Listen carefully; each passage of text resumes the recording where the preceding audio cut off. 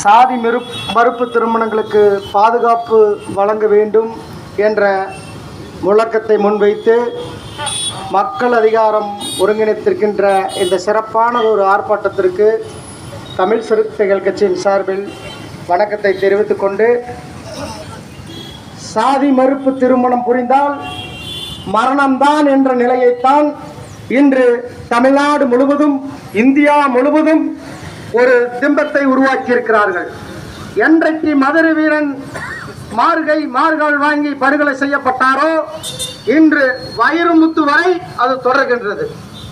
ஒரே சாதிக்குள் திருமணம் செய்தாலும் கூட இன்றைக்கு ஆணவ படுகொலை நடந்து கொண்டுதான் இருக்கின்றது.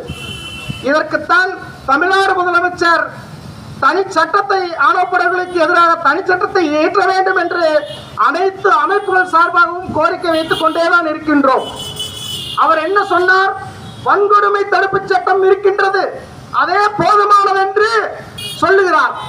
எப்படி ஒரு சக்கலியனும் ஒரு பறையனும் சேர்ந்த சமூகத்தை சேர்ந்தவர்கள் திருமணம் செய்தார்கள் கூட இன்னைக்கு படுகொலை நடந்து கொண்டிருக்கிறது.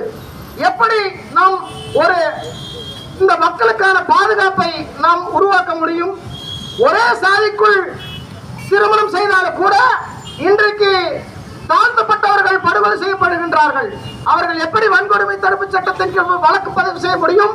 பாதிக்கப்பட்டவர்களுக்கு எப்படி நீதி கிடைக்கும்? அந்த அடிப்படையிலே தான் ஆணவ படுகொலைகளுக்கு எதிராக தனி சட்டத்தை உருவாக்க வேண்டும் என்று தொடர்ந்து வலியுறுத்தி பல்வேறு ஆர்ப்பாட்டங்கள் இந்தியா முழுவதும் நடக்கின்றன. ஆனால் இந்த ஆணவ படுகொலை சட்டத்தை தமிழ்நாடு அரசு, திராவிட மாடல் அரசு இருக்கின்ற காலகட்டத்திலேயே இந்த சட்டத்தை நிறைவேற்ற வேண்டும் என்று நாங்கள் எதிர்பார்க்கின்றோம். இந்த மக்களுக்கான ஆட்சி என்று சொல்கிறீர்கள், ஒடுக்கப்பட்ட மக்களுக்காக பாதுகாப்பு என்று சொல்கிறீர்கள். இந்த மக்களுடைய கோரிக்கை ஏற்க மறுக்கின்றீர்களே, இது ஏற்புடையது அல்லவா? இந்த மக்கள் பாதுகாப்பான சூழலில் வாழ வேண்டும் என்பதற்காகத்தான் தொடர்ந்து வலியுறுத்திக் கொண்டிருக்கின்றோம். சிற்றரசு இழந்தோம், பொன்னகனி ராமவை இழக்கின்றோம், மேட்டுப்பாளையம் வர்சினி பிரியாவை இழந்தோம். தொடர்ந்து கோவை மாவட்டத்தில் சாதிய படுகொலையும் ஆணவ படுகொலையும் நிகழ்ந்து கொண்டேதான் இருக்கின்றது. கோவை மாவட்டத்தை ஏன் ஒரு தீண்டாமை மாவட்டமாக அறிவிக்க கூடாது? சிந்தித்து பாருங்கள் தோழர்களே. தேக்கம்பட்டி வீராசாமி, இப்படி செவரந்தாடி முருகேசன், இப்படி எண்ணற்ற படுகொலைகள், முத்துக்கவண்டம்பூர் ராஜா, தொடர்ந்து சாதிய படுகொலையும் ஆணவ படுகொலைகளையும் நிகழ்ந்த வண்ணமே தான் இருக்கின்றது. ராமன் ஆண்டாலும் ராவணம் ஆண்டாலும் ஒடுக்கப்பட்ட மக்கள் பாதிப்புக்குள்ளாகி கொண்டேதான் இருக்கின்றார்கள். இந்த அவல நிலையை நீக்க வேண்டும் அல்லவா? இந்த அவல நிலையை போக்க வேண்டும் அல்லவா? இதுதானே திராவிட மாடல் ஆட்சியாக இருக்க முடியும். சிந்திக்க வேண்டும் தோழர்களே. தொடர்ந்து ஒடுக்கப்பட்ட மக்களுக்கு எதிராக பார்ப்பனை சிந்தனையில் செயல்பட்டுக் கொண்டிருக்கின்ற மனிதர்மத்தினுடைய ஆட்சியாக செயல்படக்கூடாது. ஏழை எளிய ஒடுக்கப்பட்ட மக்களுடைய பாதுகாப்பை உறுதி செய்ய வேண்டும்.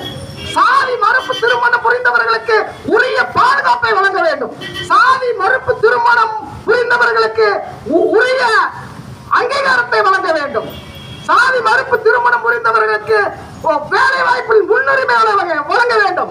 ஆனால் இதையெல்லாம் இந்த அரசும் ஆட்சியாளர்களும் கண்டுகொள்வதில்லை என்பதுதான் இன்றைய நிலையாக இருக்கின்றது. இதையெல்லாம் திராவிட மாடல் ஆட்சி என்று சொல்லக்கூடிய தமிழ்நாடு முதலமைச்சர் மு.க. ஸ்டாலின் அவர்களே, இதையெல்லாம் கருத்தில் கொண்டு உங்கள் கவனத்தை